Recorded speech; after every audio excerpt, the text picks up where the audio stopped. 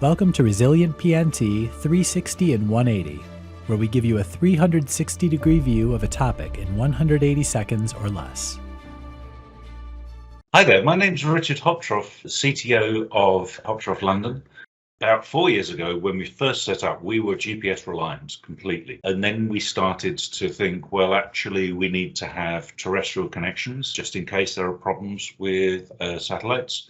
And then the executive order came in. And so we are now in a position where we can say to clients, it doesn't matter what satellite losses that happen, we can make sure that you will still be supplied with terrestrial time. The only way you can actually know that the time is right, or if it's being manipulated or jammed or whatever, is to have an alternate to compare it to. So in many situations, particularly with our work with Aurelia, what we do is provide that secondary monitoring feed so that we can compare the received GPS signal with a terrestrial signal to make sure that the GPS is accurate.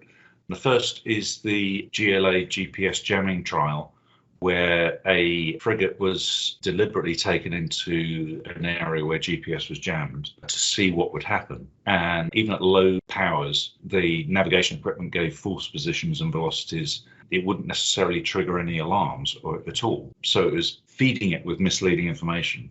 And with a little more power in the jamming, suddenly loads of other equipment didn't work. Nobody had any idea that it actually relied on GPS. We're talking about chart displays, autopilot, automatic identification systems, differential GPS, satellite voice and data communications, maritime distress systems, radar and gyro compass. Basically, most of the ship's situational awareness and communication systems shut down.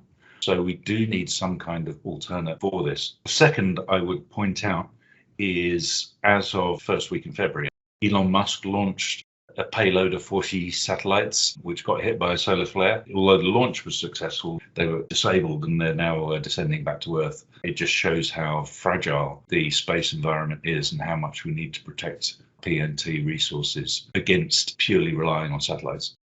In addition to having the GPS feeds, we are able to supply a terrestrial backup feed, which means that in the event that there are satellite disruptions, you can carry on business as usual. The real differentiator is our attitude to what the customer needs. Nobody signed up to be a time sync expert except me.